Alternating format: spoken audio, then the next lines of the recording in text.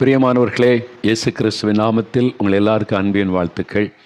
இந்த ஜெபிக்கலாம் வாங்க நிகழ்ச்சியில் ஆண்டவர் உங்களோட கூட இடைப்பட்டிருக்கிறார். நீங்கள் ஜெபிச்சிங்க, அற்புதம் செய்திருக்கிறார். கடந்த பல வாரங்களாக ஜெபத்தை குறித்த கேள்வி பதில்களை தொடர்ச்சியாக நம்ம தியானித்து கொண்டு வந்தோம்.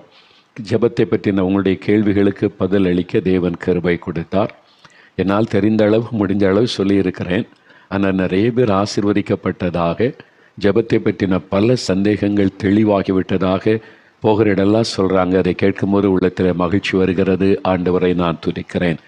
இந்த நாளில் என் ஜெபத்திற்கு பதில் கிடைக்க நான் என்ன செய்யணும்? குறிப்பாக சில காரியத்தை நீங்கள் மனதும் நிறைய கேள்விகள் பதில்கள் ஜெபத்தை பற்றி எல்லாம் கேட்டுக்கொண்டே வந்துள்ள விதவிதமாய். இப்போ கோர்வையாக ஒரு 5 காரியம் வேத வசனத்தில்னு சொல்ல போகிறேன். என்னுடைய ஜெபம் கேட்கப்பட நான் என்ன செய்யணும்? எப்படி ஜெபித்தால் என் ஜெபம் கேட்கப்படும்? ஆண்டவர் என் ஜெபத்திற்கு பதில் தருவார். அதை கடைசியாக நான் சுருக்கமாக சில காரியத்தை சொல்கிறேன், கவனமாக கேளுங்க. முதலாவது அறிந்து கொள்ள வேண்டியது 65 சங்கீதம் 2 வசனத்தில் ஆண்டவருக்கு ஒரு அழகான பெயர் சொல்லப்படுகிறது. அது 708 பக்கம் பழைய ஏற்பாட்டில். ஜெபத்தை கேட்கிறவரே மாம்சமான யாவரும் உம்மிடத்தில் வருவார்கள். ஆண்டவருக்கு ஒரு அழகான பெயர் சொல்லப்படுகிறது, ஜெபத்தை கேட்கிறவர். நாம் ஜெபித்தால் ஜெபத்தை கேட்டு பதில் தருகிறவர். ஆபிரகாம் ஜெபித்த போது தேவன் பதில் கொடுத்தார். மோசே ஜெபித்த போது கேட்டு பதில் கொடுத்தார். தாவீது ஜெபித்த போது கேட்டு பதில் கொடுத்தார். அன்னாள் ஜெபித்த போது ஆண்டவர் ஜெபத்துக்கு பதில் கொடுத்தார். எலியா ஜெபித்த போது அந்த ஜெபத்துக்கு பதில் கொடுத்தார். இப்படி வேத புஸ்தகம் முழுவதிலும் தேவன் ஜெபத்தை கேட்டு பதில் அருளி அற்புதம் செய்த சம்பவங்கள் நிறைந்திருக்கிறது. அப்போ கர்த்தர் ஜெபத்தை கேட்டு பதில் தருகிறவர். என்ன சொல்லப்பட்டு இருக்கிறது? மாம்சமான யாவரும் உம்மிடத்தில் வருவார்கள். நீங்கள் யாராக இருந்தாலும், என்ன மதம், என்ன மொழி, எதுவாக இருந்தாலும் இயேசுவனிடத்தில் வந்து ஜெபிக்கும் போது நீ என்ன மதம், நீ என்ன மொழி, நீ என்ன இனம், அதில் கேட்க மாட்டார். மாம்சமான யாவரும், நீங்கள் யாராக இருந்தாலும் இயேசுவனிடத்தில் வந்து ஜெபித்தால் அந்த ஜெபத்திற்கு பதில் தருவார். ஆனால் நாம் ஜெபிக்கும் போது கவனிக்க வேண்டிய சில முக்கியமான 5 காரியம் இருக்கிறது. இதில் நம்ம கரெக்டாக கவனித்து ஜெபிச்சிட்டோன்னா அற்புதத்தை ஆண்டவரிடத்திலிருந்து பெற்றுக்கொள்ள முடியும். என்ன காரியம் அது அப்படின்னு நினைக்கிறீங்களா? முதலாவது காரியம் 66 சங்கீதம் 18 வசனத்தில் அங்கே ஒரு தேவ மனிதர் ஒரு அருமையான காரியம் சொல்லுகிறார். என் இருதயத்தில் அக்கிரம சிந்தை கொண்டிருந்தேனேயானால் ஆண்டவர் எனக்கு செவி கொடுக்க மாட்டார், என் ஜெபத்தை கேட்கவும் மாட்டார், பதில் தரவும் மாட்டார் என்று அனுபவத்தோடு எழுதுகிறார். அப்போ தேவன் நம்முடைய ஜெபத்தை கேட்டு பதில் தர வேண்டுமானால் அவர் முதலாவது எதை கவனிக்கிறார்? நம்முடைய வாயிலிருந்து புறப்படுகிற அடுக்குமொழி ஜெபத்தை அல்ல, அழகான வார்த்தைகளை அல்ல, ஜெபம் பண்ணுகிற நம்முடைய இருதயத்தை அவர் கவனிப்பார். உங்களுடைய இருதயம் எப்படி இருக்கிறது? இருதயம் தேவனோடு கூட பொருந்தி சரியாக இருந்தால்தான் ஜெபம் கேட்கப்படும், பதிலை நம்ம பெற்றுக்கொள்ள முடியும். இருதயத்தில் பாவத்தை வைத்துக்கொண்டு, அக்கிரமத்தை வைத்துக்கொண்டு, நானும் பக்தியாக ஜெபிக்கிறேன், இயேசுமில்லை எனக்கு ரொம்ப பக்தி இருக்குது, அன்பு இருக்குது, ஆண்டவரே இயேசுவை அற்புதம் செய்யணும்னா அவர் பதில் கொடுக்க மாட்டார். பாவிகளுக்கு தேவன் செவி கொடுப்பது இல்லை என்று வேதத்தில் பார்க்கிறோம். ஏன் அவர் இருதயத்தை பார்க்கிறார்? அந்த இருதயம் பரிசுத்தமாக கரெக்டாக இருந்தாதான் தேவனோடு கூட நம்முடைய இருதயம் ஐக்கியப்பட முடியும். அப்போ தான் தேவனுடைய பிரசன்னத்தை உணர முடியும். ஜெபத்திற்கு ரொம்ப முக்கியமானது தேவனுடைய பிரசன்னம். அவருடைய பிரசன்னத்தை நாம் உணரும் பொழுது தான் அவர் நம்ம கூட இருக்கிறார், பக்கத்தில் இருக்கிறார், என் ஜெபத்தை கேட்கிறார் என்பதை உணர முடியும். அவர் பதில் கொடுக்கிறதையும் பெற்றுக்கொள்ள முடியும். அப்போ தேவ பிரசன்னத்தை தடைப்படுத்துகிற காரியம் என்னவென்றால், இருதயம் பாவத்தினால் கரைப்படும் போது தேவனுடைய பிரசன்னம் தடைப்படும், தேவனுடைய முகம் மறைக்கப்படும். ஆண்டவரே சொல்லுகிறார், உங்கள் ஜெபத்துக்கு பதில் கொடுக்க நான் ஆயத்தமாக இருக்கிறேன், உன்னோடு பேசுவதற்கு ஆயத்தமாக இருக்கிறேன். உங்களுடைய அக்கிரமங்கள், உங்கள் பாவங்கள், உங்களுடைய மீறுதல்களே நான் உங்களுக்கு செவி கொடுக்க கூடாதபடி என் முகத்தை உங்களுக்கு மறைக்கிறது என்று ஆண்டவர் சொல்லுகிறார். அப்போ தேவனுடைய முகத்தை நமக்கு மறைக்கிற ஒரு காரியம் நம்முடைய மீறுதல்கள், பாவங்கள் என்று வேதம் சொல்லுகிறாரு. அதனால தான் ஒரு மனிதன் ஜெபம் பண்ண வரும்போது பாவத்தோடு இருந்து கொண்டு ஜெபம் பண்ணினால் ஆண்டவர் ஜெபத்தை கேட்க மாட்டார், பதில் தர மாட்டார். பாவத்தை விட்டு மனம் திரும்பி இயேசுவின் இரத்தத்தினால் இருதயம் கழுவப்பட்ட ஒரு அனுபவத்தை பெற்று நாங்கள் ஜெபிக்கும் போது அந்த ஜெபத்திற்கு பதில் உண்டாகும். ஏனென்றால் மனுஷனுடைய இருதயம் எப்படி இருக்கு தெரியுமா? வேறு புஸ்தகத்தில் இயேசு சொல்லுகிறார், மார்க்கு 7 அதிகாரம் 21 முதல் நீங்கள் வாசித்து பார்த்தால், மனிதனுடைய இருதயத்திற்குள்ளிருந்து என்னெல்லாம் இருக்குது பாருங்க. மார்க் 7:21 இயேசுதான் மனுஷனுடைய இருதயத்தை தெளிவாய் காண்பித்தவர். என்ன அந்த மனுஷனுடைய இருதயம் இருக்குது, அது எரேமியா 17:9 பைபிளில் எழுதியிருக்கு. மனுஷனுடைய இருதயம் திருக்குள்ளதும் மகா கேடுள்ளதுமாக இருக்கிறது. இது எப்போ எப்படி மாறும்னு சொல்ல முடியாது. அதனால் இந்த இருதயத்தை குறித்து தான் நம்ம கவனமாக இருக்கணும். அப்படி அந்த இருதயத்துக்குள்ள என்ன இருக்குது? இயேசு சொல்லுகிறார், மனுஷனுடைய இருதயத்துக்குள்ளிருந்து பொல்லாத சிந்தனைகளும் விபச்சாரங்களும் வேசித்தனங்களும் கொலைபாதகங்களும் களவுகளும் பொருளாசைகளும் துஷ்டத்தனங்களும் கபடும் காமவிகாரமும் வன்கண்ணும் தூஷணமும் பெருமையும் மதிகேடும் புறப்பட்டு வரும். பொல்லாங்கானவைகளாகிய இவைகளெல்லாம் உள்ளத்திலிருந்து புறப்பட்டு மனுஷனை தீட்டுப்படுத்தும். அப்போ ஆண்டவர் இயேசுகிட்ட ஒரு மனிதன் ஒரு விண்ணப்பத்தோடு வரும்போது ஆண்டவர் அவனுடைய வெளி பக்தியை பார்ப்பது இல்லை. சிலர் பார்த்தீங்களா, ரொம்ப பக்தியாக சாமி கும்பிடுறது என்ன, பக்தியின் அடையாளத்தை தரித்து கொள்வது என்ன, சாஷ்டாங்கமெல்லாம் விழுவாங்க, உருண்டு பிறண்டு சாமி கும்பிடுவாங்க. ஆனால் இங்கே அடுத்த ஆளை ஏமாற்றிக்கிட்டு இருப்பான், அடுத்த ஆளை வஞ்சித்து கொண்டிருப்பாங்க, அடுத்தவங்க பொருளை ஏமாற்றி எடுத்து கொண்டிருப்பாங்க, அடுத்தவங்களை பற்றி பேசி கொண்டிருப்பாங்க. உள்ளத்தில் வஞ்சம், உள்ளத்தில் பெருமை, பொறாமை, இச்சைகள் இதெல்லாம் வச்சுக்கிட்டு எவ்வளோ பக்தியாய் நம்ம கடவுளை தேடினாலும் ஆண்டவர் இந்த வெளி பக்தியை பார்த்து ஏமாந்து போகிறவர் அல்ல. உங்கள் ஜபத்துக்கு ஆண்டவர் கேட்டு பதில் தரணும். ஆனால் இருதயம் சுத்தமாக இருக்கணும். சுத்த இருதயம் உள்ளவர்களுக்கு தேவன் நல்லவராக இருக்கிறார். என் இருதயத்தில் இவ்வளோ பாவம் இருக்குது, பெருமை, பொறாமை, எரிச்சல், இச்சைகள், கோபம், வைராக்கியெல்லாம் இருக்குது. இதை எப்படி மாற்றுறது, இது எப்படி கிளீன் பண்ணுறது தெரியலையே. வேதத்தில் இருக்குது, இயேசு கிறிஸ்துவின் ரத்தம் சகல பாவங்களை நீக்க நம்மை சுத்திகரிக்கும். வேதத்தில் 1 யோவான் 1:7 இருக்குது. அதுக்கு நான் என்ன பண்ணணும்? அவருடைய ரத்தம் எங்கே கிடைக்கும்? அந்த ரத்தம் இப்போ எங்கேயும் கிடைக்காது. சிலுவையில் அவர் சிந்தின ரத்தம் அது வல்லமையுள்ள பரிசுத்தமுள்ள ரத்தம். அதை விசுவாசித்து எனக்காக என் பாவத்தை போக்க சிலுவையில் இயேசு ரத்தம் சிந்தினார்னு விசுவாசித்து, இயேசுவே உம்முடைய பரிசுத்தமுள்ள ரத்தத்தினால் என்னை கழுவும், என் இருதயம் பரிசுத்தமாக்கப்படணும், என் இருதயத்துக்குள்ள பாவம்லாம் இருக்குது, என்னை மன்னித்து உன் இருதயத்தினால் என்னை கழுவுங்கன்னு சொல்லி ஒப்பு கொடுத்து ஜெபிச்சிட்டாலே அவருடைய ரத்தம் நம்மை கழுவி சுத்திகரித்து விடும்.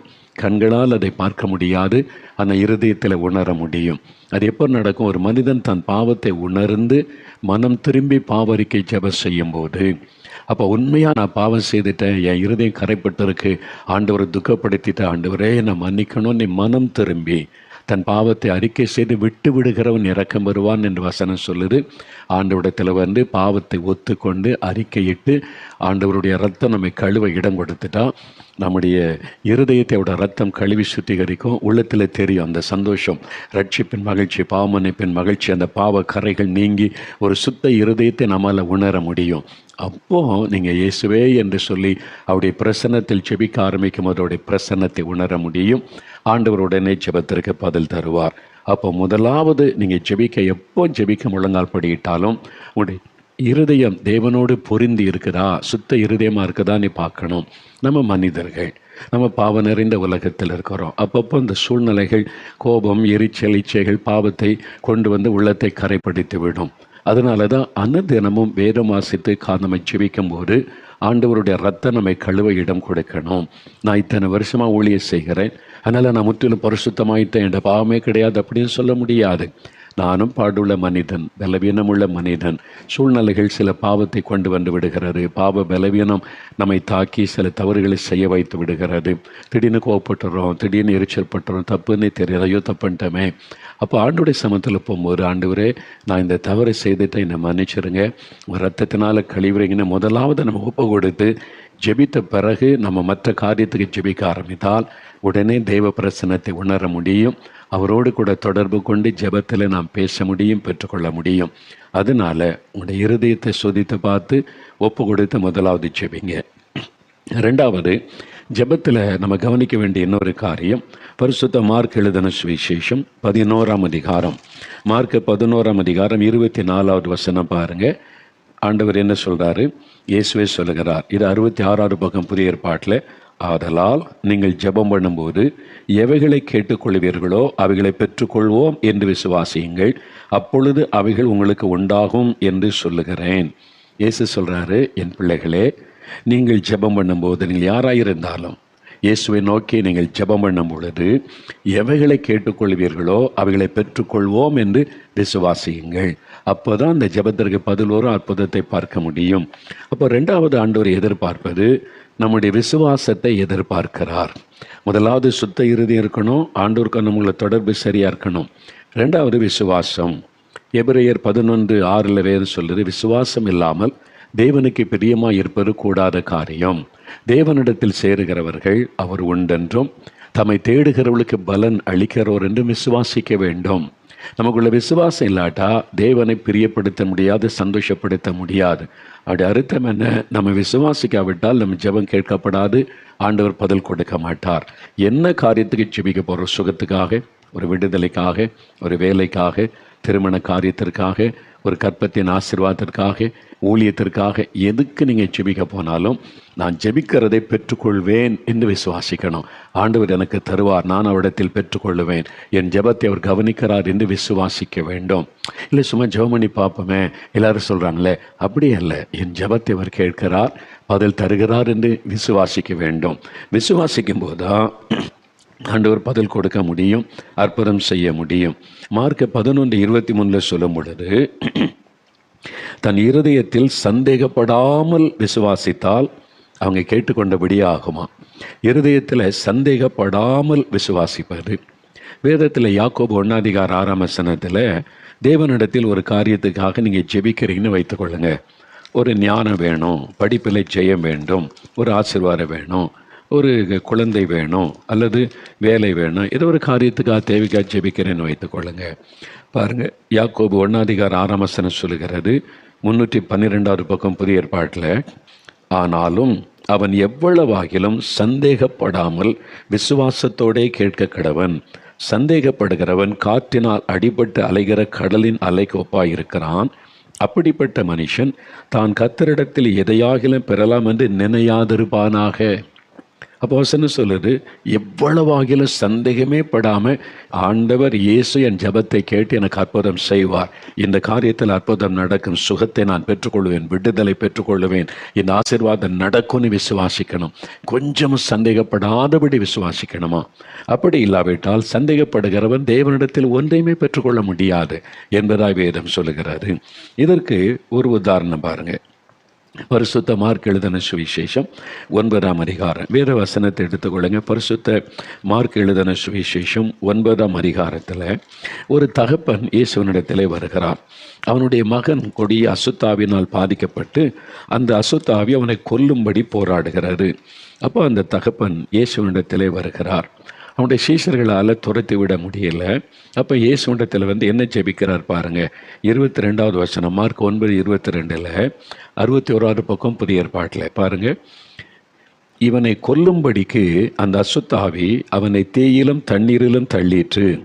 ஆண்டவரே இயேசுவே, நீர் ஏதாகிலும் செய்யக்கூடுமானால் எங்கள் மேல் மனது இறங்கி எங்களுக்கு உதவி செய்ய வேண்டும் என்றான். இயேசுவை தேடி வந்தான். இப்போ இயேசுகிட்ட ஒரு விண்ணப்பம் பண்ணுகிறான். ஆனால் அந்த விண்ணப்பம் பண்ணி முடித்த உடனே இயேசு உடனே அற்புதம் செய்யவில்லை. இயேசு சொல்லுகிறார், இயேசு அவனை நோக்கி, நீ விசுவாசிக்க கூடுமானால் ஆகும், விசுவாசிக்கிறவனுக்கு எல்லாம் கூடும். இப்போ ஆண்டவர் என்றார், அவரை தேடி நிறைய பேர் வரும்போது நீ விசுவாசத்தபடி உனக்கு கடவது, உன் விசுவாசத்தின்படியே உனக்கு ஆகும் அப்படி சொன்ன உடனே அற்புதம் நடந்துவிடும். ஆனால் இங்கே ஆண்டவர் சொல்கிறார், நீ விசுவாசிக்க கூடுமானால் ஆகும், விசுவாசிக்கிறவனுக்கு தான் எல்லாம் கூடும். அப்போ என்ன அர்த்தம்? நீ விசுவாசிக்கலை, உன்னுடைய முழு இருதயத்தோடு விசுவாசிக்கலை, உன் ஜெபம் சரியில்லை. அப்போ அந்த ஜெபத்தை கவனிங்களேன். உடனே அந்த தகப்பன் அடுத்த வசனத்தில், உடனே பிள்ளையின் தகப்பன், விசுவாசிக்கிறேன் ஆண்டவரே, என் அவிசுவாசம் நீங்கும்படி உதவி செய்யும் என்று கண்ணீரோடே சத்தமிட்டு சொன்னான். அப்போ அவனுக்குள்ள ஒரு அவிசுவாசம் இருந்தது, ஒரு முழுமையான விசுவாசம் இல்லை, ஒரு சந்தேகம், இரு மனம் அப்படி காணப்படும். எல்லாரும் சொல்கிறாங்க, இயேசுகிட்ட கொண்டு போனேன் பிள்ளை சுகமாயிரும். நீ சரி பார்ப்போமே, எங்கெங்கேயோ போனோம், எத்தனை ஆஸ்பத்திரி பார்த்தோம், அடியட்டு போன சரியில்லை, சரி இயேசுகிட்டே போய் பார்க்கலாமே அப்படின்னு தான் வந்திருக்கிறாங்க. ஆனால் இவன் வரும்பொழுது அந்த ஜெபத்திலே கவனிங்களேன், என்ன சொல்கிறாரு, நீர் ஏதாகிலும் செய்யக்கூடுமானால் எங்கள் மேல் மனது இறங்கி எங்களுக்கு உதவி செய்ய வேண்டும். அப்படின்னு என்ன அர்த்தம்? உங்களை தேடி வந்திருக்கிறோம், நீங்கள் ஏதாவது செய்ய முடிஞ்சால் செய்யுங்க. அது அவிசுவாசம் விசுவாசம் ரெண்டு கலந்து இருக்கிறது. ஒரு முழுமையான விசுவாசம் அல்ல, முழு இருதயத்தோட விசுவாசம் அல்ல. ஏதாவது செய்ய முடிஞ்சால் செய்யுங்க ஆண்டவரே. அப்புறம் ஆண்டவர் சொல்கிறார், இந்த ஜெபத்துக்கு நான் பதில் தர முடியாது.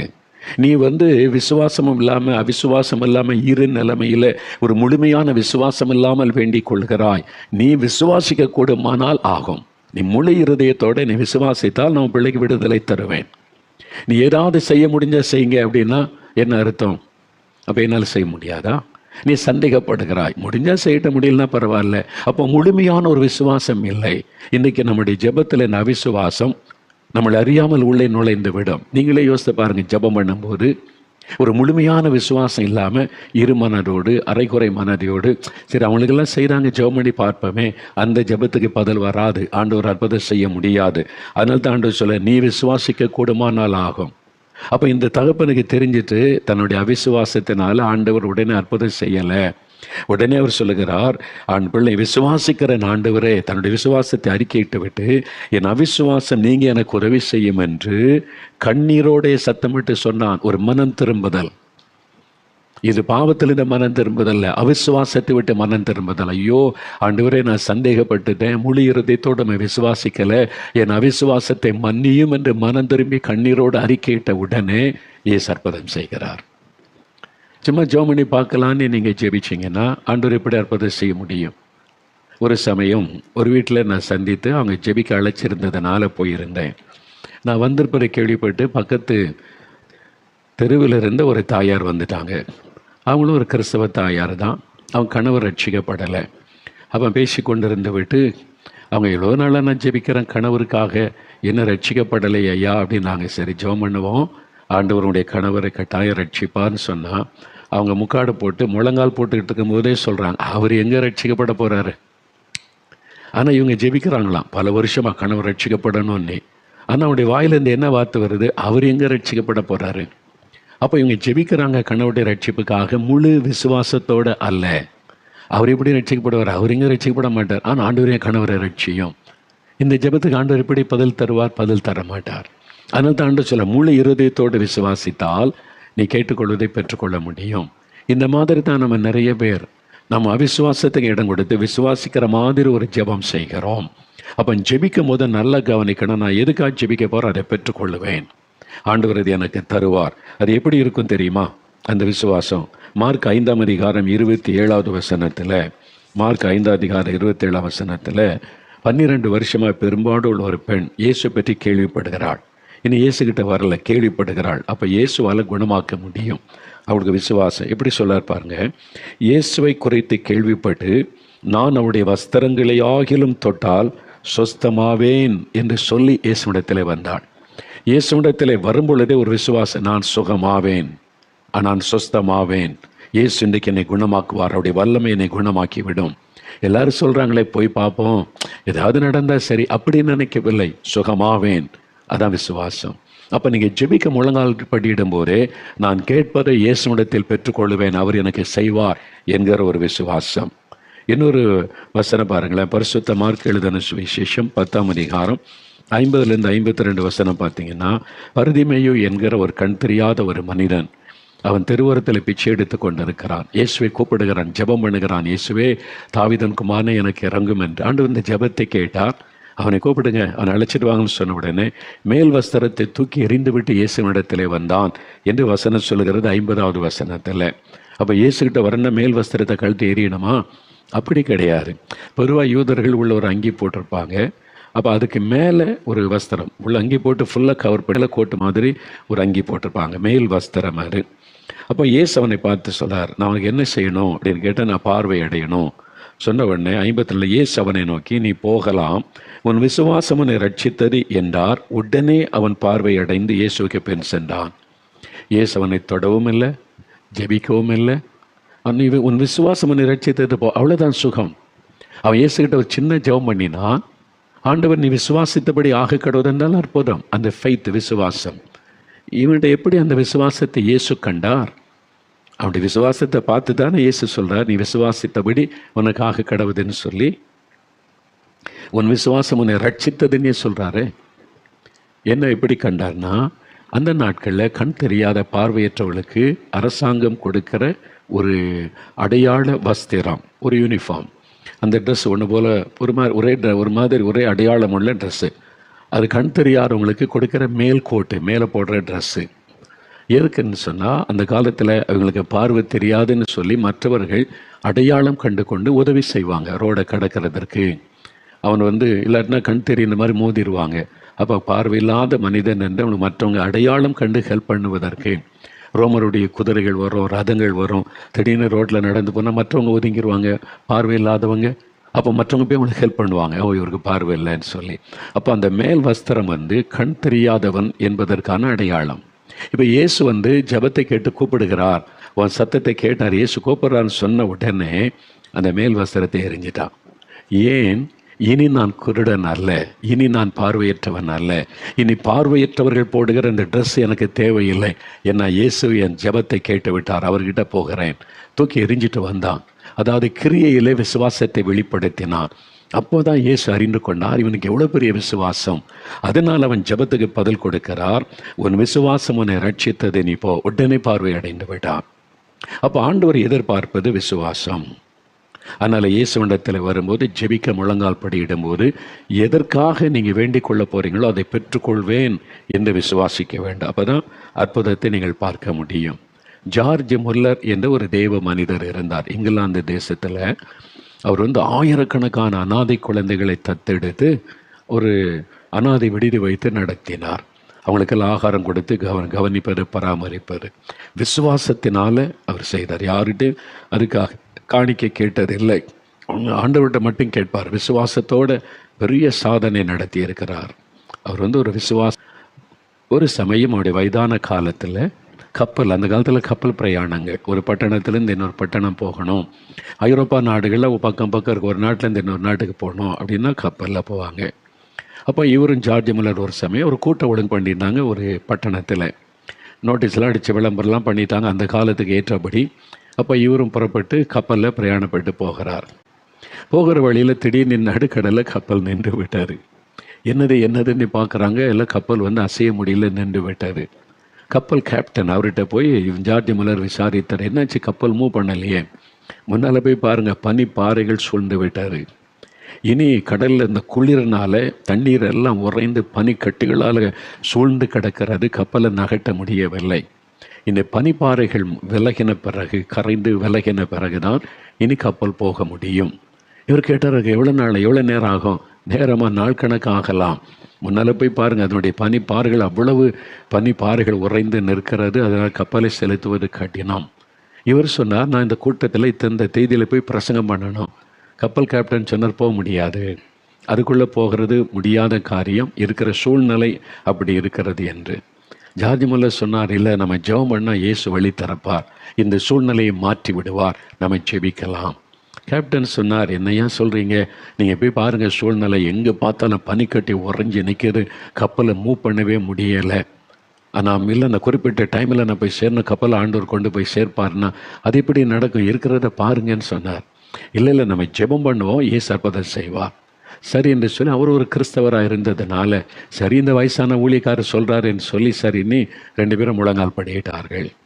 ஜார்ஜ் முல்லர் கரம் வைத்து ஒரு சின்ன ஜெபம் பண்ணினார். ஆண்டவரே, நீர் வல்லமை உள்ள தேவன், இந்த சூழ்நிலைகளை நான் பார்க்கவில்லை, உம்முடைய வல்லமை நான் விசுவாசிக்கிறேன். இனி பனிக்கட்டிகளால் உண்டான தடைகள் இயேசுவின் நாமத்தில் விலகணும், கப்பல் பிரயாணம் தொடரணும், நான் ஏற்ற நேரத்தில் பட்டணத்தில் போய் சேர்ந்து ஊழியம் நிறைவேற்றணும்.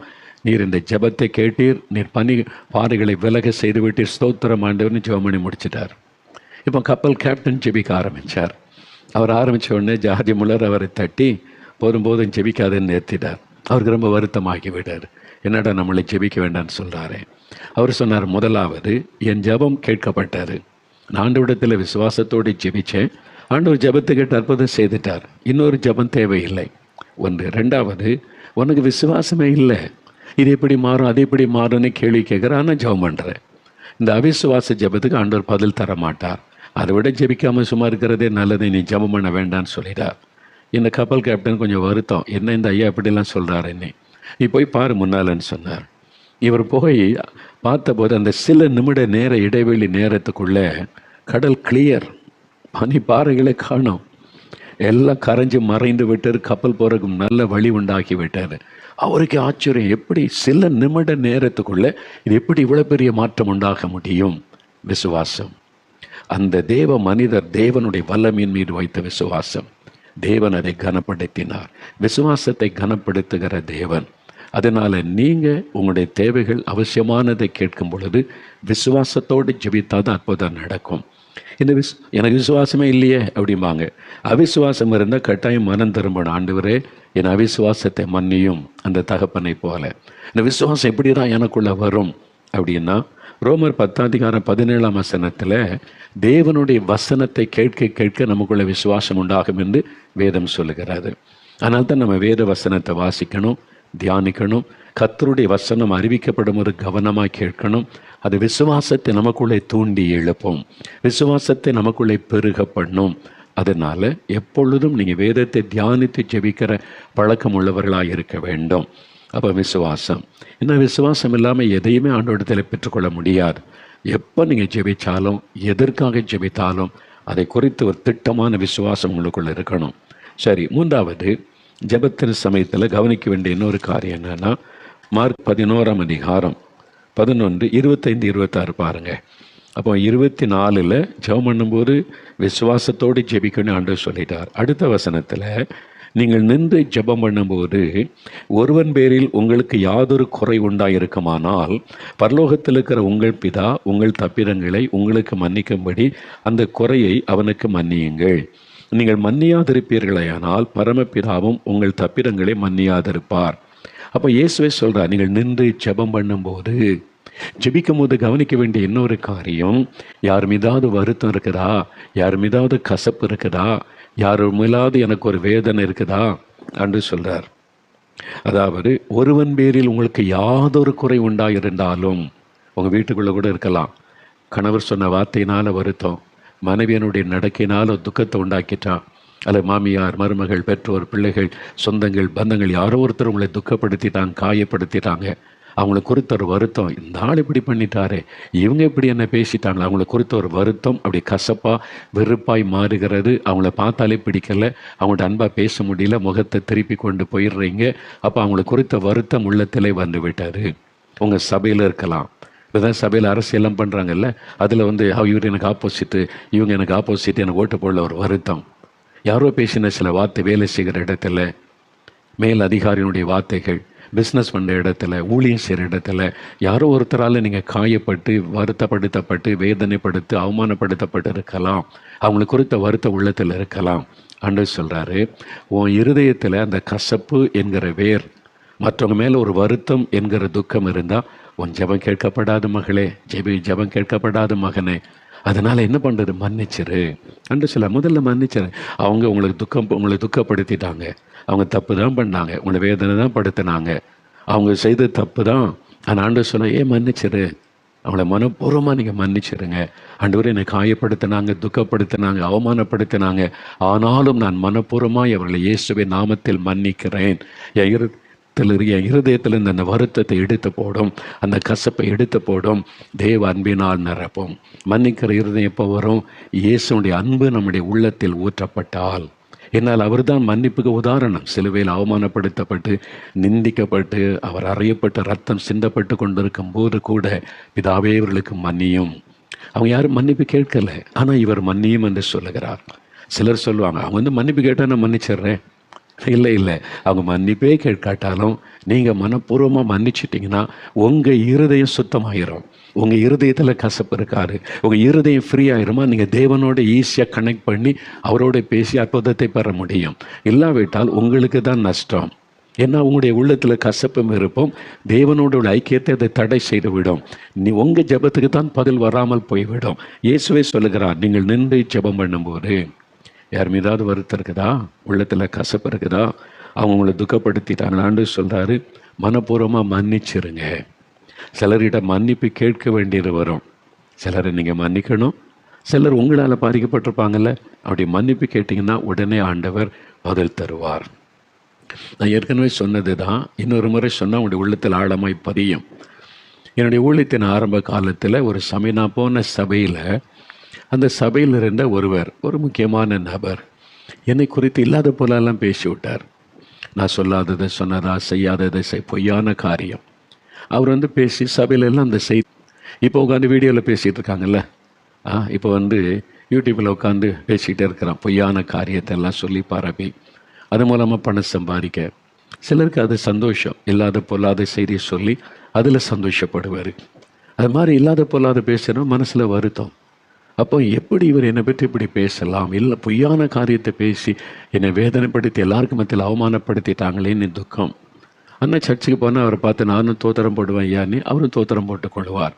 வெளியில் தான் தோத்திரம், உள்ளத்தில் கசப்பு, அவரை குறித்த வருத்தம்.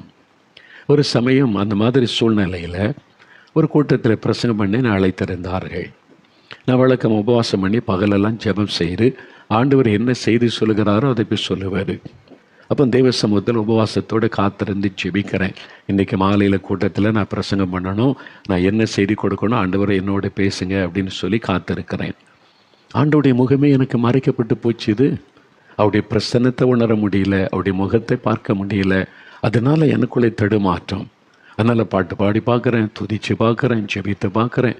1 மணி நேரம் ஆகிவிட்டது. தேவ பிரசன்னத்தை உணர முடியலை. அவருடைய பிரசன்னத்துக்குள்ளே நுழையாட்டா என்னால் ஜெபிக்கவே முடியாது. சும்மா பேருக்காக ஜெபிச்சிட்டு வருவதல்ல, அவரை உணர்ந்து ஜெபிக்கணும். அவர் பக்கத்தில் இருக்கிறார், என் ஜெபத்தை கேட்கிறார், பதில் தருவார் என்ற ஒரு எக்ஸ்பீரியன்ஸோடு ஜெபிச்சாதான் அந்த ஜெபம் வல்லமை உள்ளது, பதில் வரும். எனக்கு அப்படி தான் ஜெபம் பண்ணி பழக்கம். அவருடைய பிரசன்னத்தை உணராட்டா இப்படி ஜெபம் பண்ணி அது பிரயோஜனம் இல்லையே. அப்போ அவருடைய பிரசன்னத்தை உணர முடியலை. 1 மணி நேரம் கடந்து விட்டது. எனக்குள்ள தடுமாற்றம், கலக்கம் வந்தது. அப்போ ஆண்டவர்கிட்ட மறுபடியும் ஜெபித்த போது, ஆண்டவரே, ஏன் என்னோட நீங்கள் பேச மறுக்கிறீங்க? ஏன் உங்களுடைய பிரசன்னத்தை என்னால் உணர முடியலை? ஏன் நான் உங்களை தரிசிக்க முடியலை?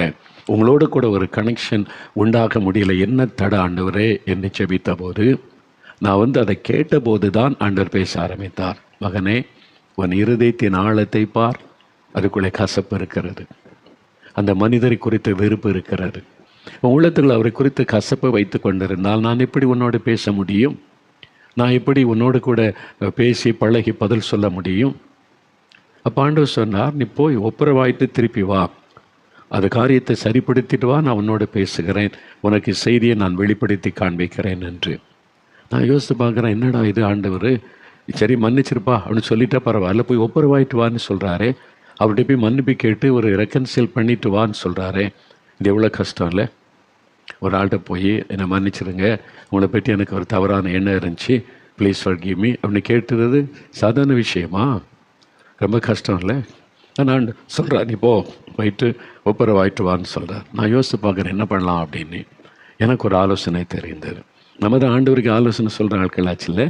நான் ஆண்டவரை பார்த்து சொல்கிறேன், ஆண்டவரே, நான் அவரை பற்றி எதுவும் தப்பாக பேசலை. நான் சர்ச்சுக்கு வரேன், என்னுடைய காரியம் தான் இருக்குது. அவர் தான் என்னை குறித்து தப்பாக பேசினார், இல்லெல்லாம் போய் பேசி வருத்தப்படுத்தினார். அப்போ அவர் தானே ஏன்ட்ட மன்னிப்பு கேட்கணும்?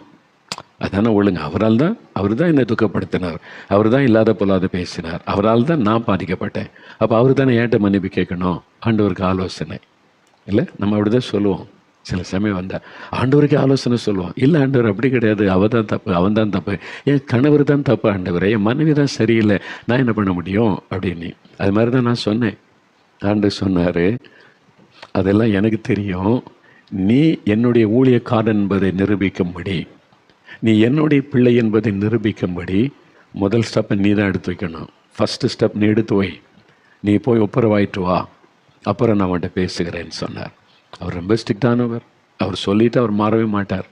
நம்ம தாழ்த்தி, சரி ஆண்டவரே, நான் முழங்கால் போட்டு என்னை கிருபத்தாங்க, ஆண்டவரே என்னை தாழ்த்த கிருபத்தாங்க, போய் மன்னிப்பு கேட்க கிருபத்தாங்க, உதவி செய்யுங்க என்னை ஜெபம் பண்ணிவிட்டு பைபிள் எடுத்துக்கொண்டு நடந்து அந்த வீட்டுக்கு போனேன். நேரம் அந்த வீட்டுக்கு போய் கதவை தட்டினேன். அவர் தான் கதவை திறந்து பார்த்தார். என்ன அப்படின்னு கோபமாக தான் கேட்டார்.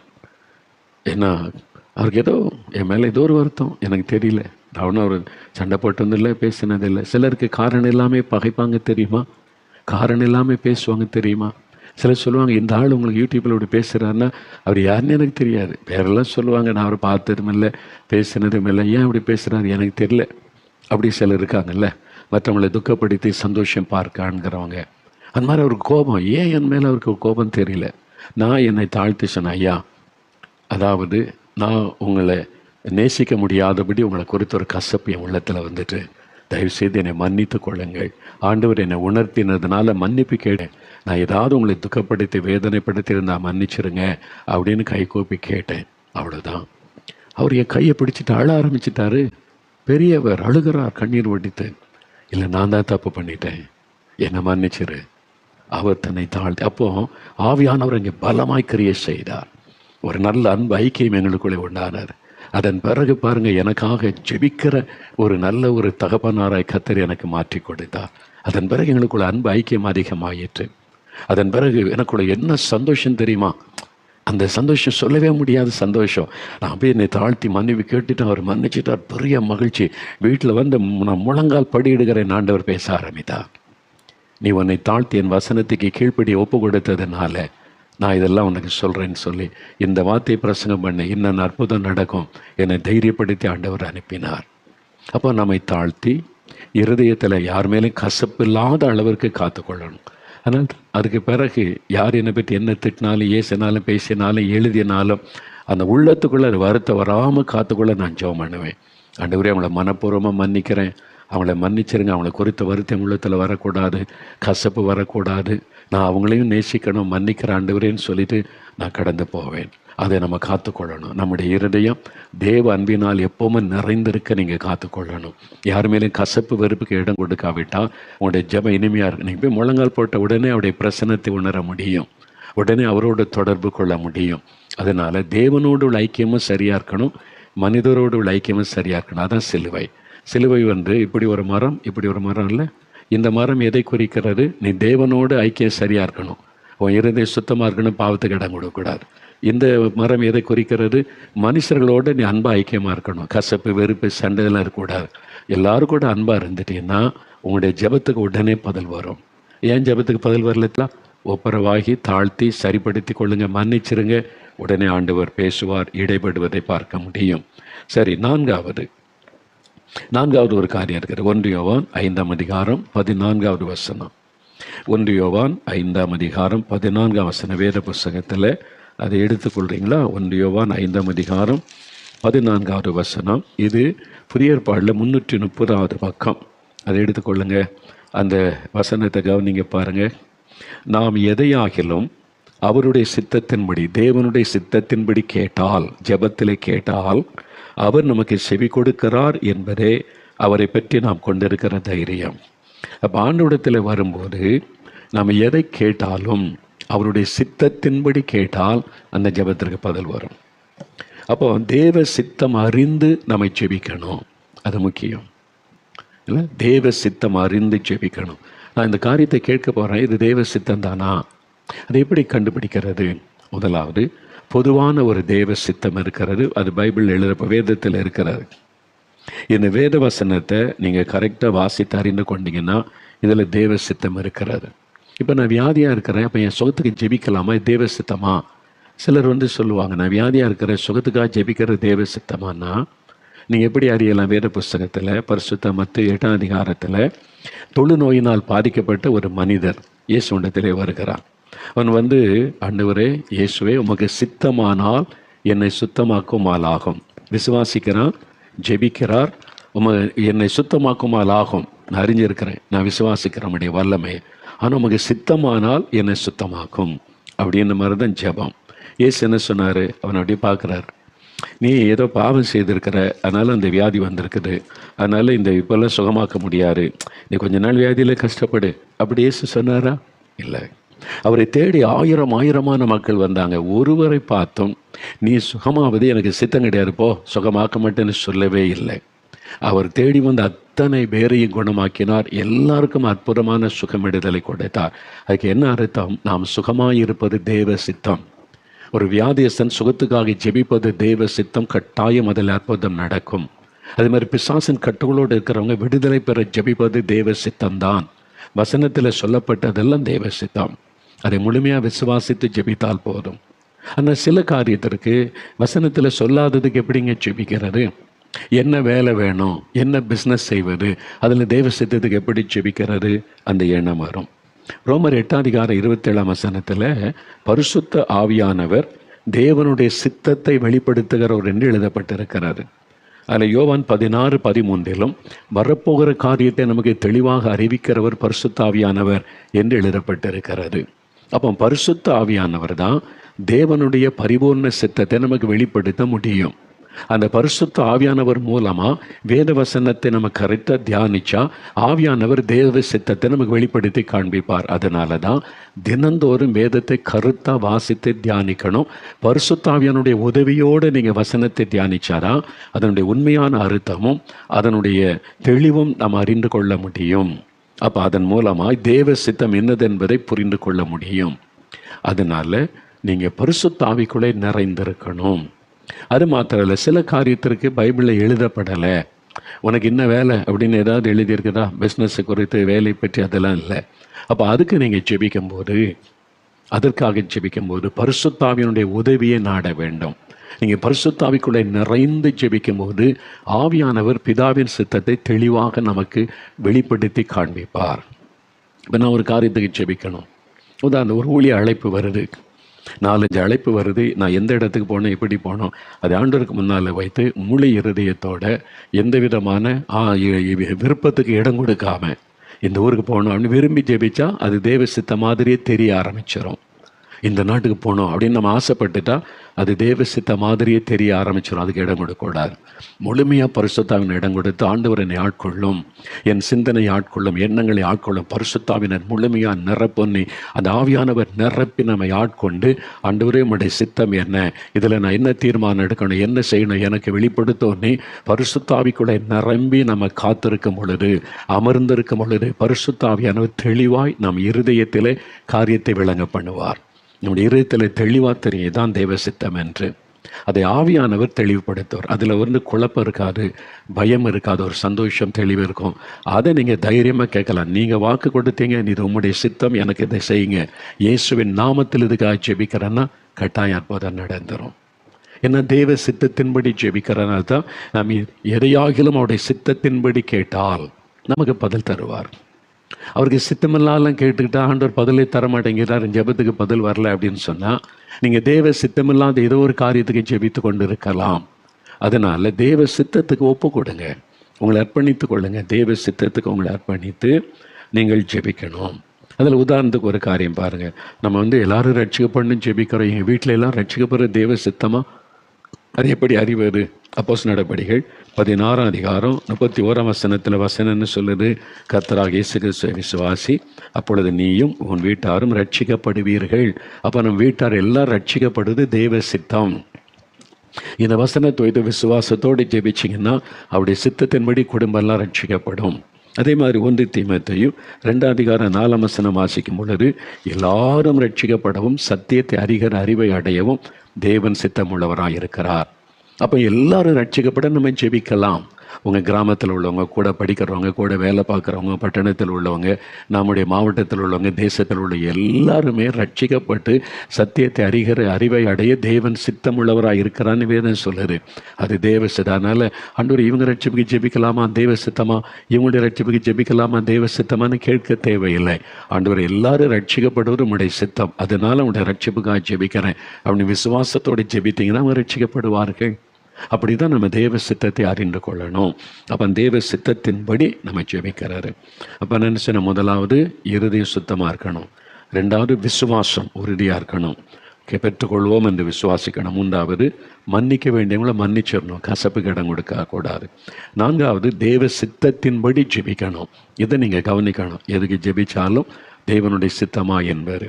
5வது ஒரு காரியம், யோவான் 14:14 இயேசுவே சொல்லுகிறார். யோவான் 14:14 இயேசு சொல்ல, என் நாமத்தினால் நீங்கள் எதை கேட்டாலும் அதை நான் செய்வேன்.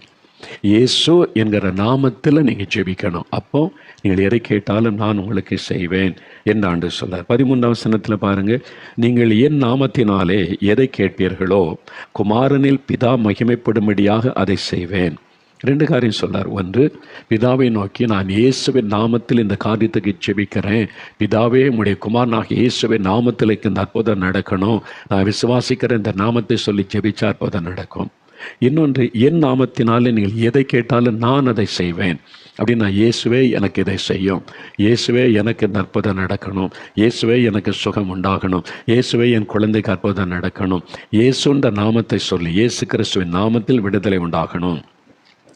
அந்த நாமம், இயேசுடைய பெயர், அதில் தான் வல்லமை இருக்கிறது. அதனால் எப்போ ஜெபம் பண்ணாலும் பொதுவாக கடவுளே, ஆண்டவரே நீ முடிக்கூடாது, இயேசு கிறிஸ்துடைய பெயரை சொல்லும் பொழுது தான் அந்த ஜெபத்தில் வல்லமை, ஜெபத்திற்கு பதில் உண்டாகும். அதனால் அந்த பெயரை நீங்கள் பயன்படுத்தணும். வேறு புஸ்தகத்தில் அப்போஸ்தலர் நடவடிக்கைகள் 3ஆம் அதிகாரம் நீங்கள் பார்த்தீங்கன்னா, பேதுரும் யோவானும் தேவாலயத்துக்கு போகிறாங்க. அங்கே பிறவி சப்பானி ஒருவன் தேவாலயத்தின் வாசலில் உட்கார்ந்து பிச்சை கேட்டு கொண்டிருக்கிறான். இவர்களை பார்த்த உடனே பிச்சை கேட்கிறான். அப்பொழுது பேதுரு சொல்கிறாரு, வெள்ளி பொண்ணு என்னிடத்தில் இல்லை, என்னிடத்தில் உள்ளதை உனக்கு தருகிறேன் அப்படின்னு சொல்லி 6வது வசனத்தில், நசரேயனாகிய இயேசு கிறிஸ்துவின் நாமத்தினாலே நீ எழுந்து நட, அவ்வளோதான் சொன்னார். இயேசு கிறிஸ்துவின் நாமத்தினாலே நீ எழுந்த நட. உடனே அவன் துள்ளி குதித்து எழும்பி நடந்து தேவனை மகிமைப்படுத்தினான். பாருங்க, பேதுரு கை வச்சு இயேசுவின் நாமத்தில் சுகம் உண்டாகட்டுன்னு கூட சொல்லலை, இயேசு கிறிஸ்துவின் நாமத்தில் எழும்பி நட. அந்த நாமம், அந்த பெயரில் அவ்வளோ பெரிய வல்லமை இருக்கிறாரு. எல்லாரும் பேதுருவை பார்க்குறாங்க, இவர் தான் குணமாக்கினார் அப்படின்னு சொல்லி. பேதுரு என்ன சொல்கிறார் தெரியுமா? நீங்கள் என்ன பார்க்குறீங்க? என் பக்தியினாலும் சக்தியினாலும் நான் இவனை குணமாக்கவில்லை, என் பக்தியும் சக்தியும் இவனை குணமாக்க முடியாது. இயேசு கிறிஸ்துவின் நாமம் 16ஆம் வசனத்தில், இயேசு கிறிஸ்துவின் நாமத்தை பற்றும் விசுவாசத்தினாலே அவருடைய நாமமே நீங்கள் அறிந்திருக்கிற இவனை பலப்படுத்தினது. இயேசு கிறிஸ்துவனுடைய பெயரை சொல்லும்போது தான் இந்த அற்புதம் நடைபெற்றது. அந்த பெயரில் தான் அற்புதம், அந்த நாமத்தில் தான் அற்புதம் என்பதாக அவர் சொல்லுவதை பார்க்கிறோம். அப்போ உங்களுக்கு சுகம் வேணும்னா, இயேசு கிறிஸ்துவின் நாமத்தில் எனக்கு சுகம் உண்டாகட்டும், இயேசு கிறிஸ்துவின் நாமத்தில் என் குழந்தைக்கு சுகம் உண்டாகட்டும். அந்த பெயரை சொல்லும்போது என்ன நடக்கிறது? அந்த பெயரை உடைய இயேசு கிறிஸ்து தான் உங்களுக்காக சிலுவையிலே தன்னை பலியாய் கொடுத்தார். நோய்களை சுமந்தார், அவர் பாவங்களை சுமந்தார், சாபங்களை சுமந்தார், சிலுவையில் எல்லாவற்றையும் சுமந்து முடித்து பரிகாரத்தை உண்டாக்கி இருக்கிறார். அந்த மரித்த உயிர்த்தெழுந்த இயேசுவின் நாமத்தில் அற்புதம் நடக்கணும்னு கேட்கும்போது, அந்த பெயரை சொல்லும் பொழுது தான் அங்கே அற்புதம் நடக்கிறது. அப்போ நீங்கள் ஜெபம் பண்ணும்போது அந்த இயேசு கிறிஸ்து என்ற நாமத்தை, பெயரை நீங்கள் அழுத்தமாக சொல்ல வேண்டும். இப்போ அடுத்து அப்போஸ்தலர் 16ஆம் அதிகாரம் 18வது வசனம் பாருங்க. பவுல் அவரோடு கூட இருந்தவங்களும் பிலிப்பி பட்டணத்துக்கு போகிறாங்க. அங்கே குறி சொல்லுகிற ஆவியை உடைய ஒரு பெண், அசுத்தாவி பிடித்த ஒரு பெண் இவங்களை டிஸ்டர்ப் பண்ணுகிறாள். சொல்கிறது அசுத்தாவி உண்மைதான், உன்னதமான தேவனுடைய ஊழியக்காரர் அதெல்லாம் சொல்லுகிறது. டிஸ்டர்ப் ஆன உடனே 18வது வசனத்தில், அது அப்போஸ்தலர் 16:18, இப்படி அநேக நாள் செய்து கொண்டு வந்தாள் அந்த அசுத்தாவி பிடித்த குறி சொல்லுகிற பெண். பவுல் சினம் கொண்டு திரும்பி பார்த்து அந்த அசுத்தாவியை பார்த்து பேசுகிறார், நீ இவளை விட்டு புறப்படும்படி இயேசு கிறிஸ்துவின் நாமத்தினால் உனக்கு கட்டளை இடுகிறேன் என்று அந்த ஆவியினுடனே சொன்னான். அந்நேரமே அது புறப்பட்டு போய்விட்டது. பல வருஷமாக அந்த பெண்ணுக்குள்ளேருந்து குறி சொல்லி அவனுடைய எஜமான அதை வச்சு பணம் சம்பாதிச்சுக்கிட்டு இருந்தாங்க, குறி சொல்கிற ஆவியை வச்சு. அது பவுலை டிஸ்டர்ப் பண்ண உடனே சொன்னார், இயேசு கிறிஸ்துவின் நாமத்தில் இவளை விட்டு புறப்பட்டு போ அப்படின்னு சொன்னார். அவ்வளோதான். அந்த பெயரை சொன்ன உடனே அந்த அசுத்தாவி கீழ்ப்படிந்து போயிற்று. அந்த பெயரில் தான் வல்லமை. அதனால தான் இயேசுவின் நாமத்தில் செபிக்கணும், இயேசுவின் நாமத்தை சொல்லி கூப்பிடணும், இயேசுடைய பெயரை சொல்லி சுகத்துக்காக கேட்கணும், விடுதலைக்காக கேட்கணும். என்ன எப்போ ஜெபித்தால் அதை இயேசு கிறிஸ்துவின் நாமத்தில் நான் ஜெபிக்கிறேன், இயேசு கிறிஸ்துவின் நாமத்தில் இந்த அற்புதம் நடக்கட்டும் அப்படி சொல்லி ஜெபிக்கும் போது தான் நீங்கள் அற்புதங்களை பெற முடியும். ஜெபத்துக்கு பதில் வரும். ஏன் நிறைய பேருடைய ஜெபத்துக்கு பதில் வருவதில்லை? ஒரு பக்தன் சொன்னார், அதாவது இயேசு கிறிஸ்துவின் நாமத்தில் ஜெபிக்காத எந்த ஜெபமும் அட்ரஸ் இல்லாத கடிதம் போல என்பதாய். உதாரணத்துக்கு நீங்கள் ஒரு 10 பக்கத்துக்கு லெட்டர் எழுதுறீங்க, ஒரு எனக்கு எழுதுறீங்க, ஊழியக்காரனுக்கு எல்லாத்தையும் சொல்லிடலாம், நமக்காக ஜெபம் பண்ணுவாங்கன்னு இருதயத்தையே கொட்டி மணிக்கணக்காக உட்காந்து அப்படியே எழுதுறீங்க. எழுதி அவங்களுடைய உள்ளத்திலலாம் சொல்லி ஊழியக்காரருக்கு தெரியப்படுத்திடுவோம், நமக்காக அவங்க ஜெபம் பண்ணுவாங்க, நமக்கு பதிலாக அனுப்புவாங்கன்னு சொல்லி ஒரு சில மணி நேரம் செலவு பண்ணி 10-15 பக்கம் எழுதி சிலர் இப்படி எழுதுவாங்க. எக்ஸாம் பேப்பருக்குள்ள பெரிய ஷீட், அதில் 10-15 பக்கம்லாம் எழுதி பெரிய கவருக்குள்ளே வச்சு கடிதம் வரும்.